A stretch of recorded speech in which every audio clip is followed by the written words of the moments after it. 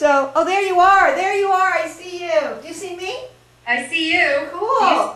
More importantly, do you see my piano? Yes, I do. Is your Mac there?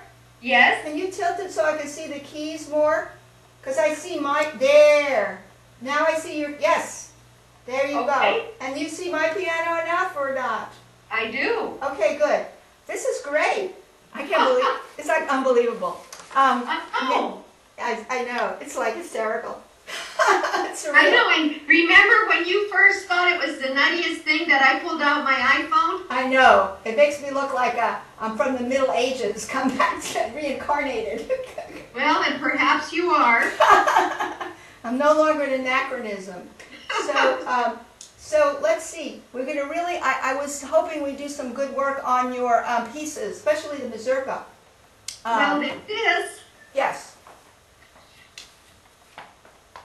Now, I was just going to clarify what a Mazurka is. If this was a Mazurka, I'm going to read you the definition of a Mazurka, and I'll tell you why this is not a Mazurka. Okay, it's just called a Mazurka. Yeah, it's kind of silly because, and I hope I don't offend anyone out there in the great world of cyber, but here's what a Mazurka is. It's a Polish national dance in triple time, which is what your Mazurka is. It is in triple time. And, but frequently, and this is the important thing, frequently with dotted rhythms and strong accents on the second or third beat. Now that's the critical thing about the Polish Mazurka. It has to have what I just said, dotted rhythms and strong accents. Now here's a true example, just a few bars of a real Mazurka of Chopin, because Chopin mastered the Mazurka form. But this is just an example. Here's a real Mazurka.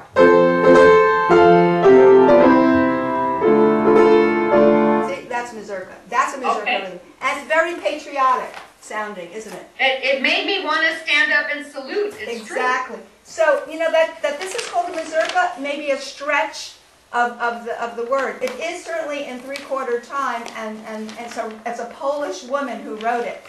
So on 2 counts, you could say, you know, let her call it a Mazurka. Let's look at the right hand alone, the soprano.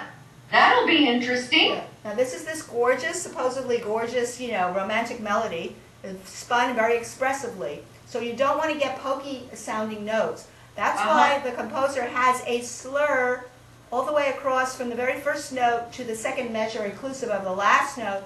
So she wants a smooth sounding melody. She wants this kind of melody. Watch.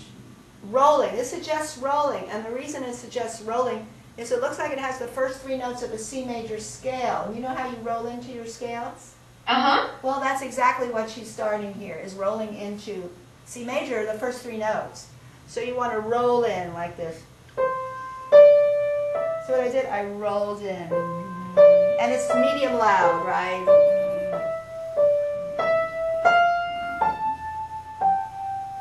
Right?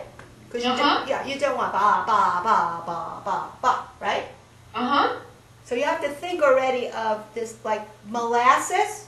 This is molasses. Playing into the molasses means there's more density. You want to play with density, right? So you don't want to go in and out of notes like tracing paper pokes, you know? So now let's examine the notes. What are the notes? C, D, E, C, D, E. Now you got twins already. Twins. C, D, E, C, D, E. That always helps. Now what happens to the thumb? Where does it go? It moves to the D. Right. So it moves your hand up like a step. Your 5 fingers. You take your 5 fingers wherever you go. So now you will move up a step. And what does it do? Can you tell me the notes? D, E, F, A. Right. And? G. Right. All right. So you could say step, step, step, skip down, step, step, step down, step up, skip up, step down, right? And I like solfeggio. I like to do solfeggio. I like to go this. Do, re, mi, fa, la, sol. You know what I mean? It helps me like sing it with the syllables of the solfeggio. You know, that's good. You might want to practice do, re, mi, fa, sol. It goes to la, doesn't it? A is la. Do, re, mi, fa, sol, la. Right? Is that right? Do, re, mi. Fa, sol, that's C, D, E, F, G. For A, you say la, like la, la, la, la, la, right? Re, mi. Do, re, mi, do, re, mi. Fa, F-A, Fa, sol, sol. S-O-L, and then la is the sixth note, la, L-A. And is la the F? That would be the A, because The A. yes, the A. Do is the C, re is the D, mi is the E, fa is the F, sol is the G, and la is the A. She doesn't go above the A on that first page, does she? She does not. In the melody, right? No. Okay, that's the peak of it is la. Okay, now that gives you an idea how the music's moving. Now let's start rolling in. Now you want some dead weight here because, for this reason, you don't want the left hand obscuring the right hand, do you? No. The challenge of this piece is balance, how to balance my voices, so that my left hand doesn't poke into my melody, but provides a bed of cushioning harmony, a cushion of lovely, rich harmony, but not overshadowing my melody. So for that reason, I would say dead weight into your melody, but roll through the notes, if that helps, those kind of cues. Now, Okay. so you don't want to fall down hard on your thumb. You want to come under a little lighter. You remember when you did this? Remember you did? Remember how I told you to roll into it? When you got to the forte, what did I tell you to do? I said start a little under and then blossom in, roll into the larger dynamic. In this case, it starts with a larger dynamic, but you don't want to fall hard on that first note. Doesn't make sense, does it?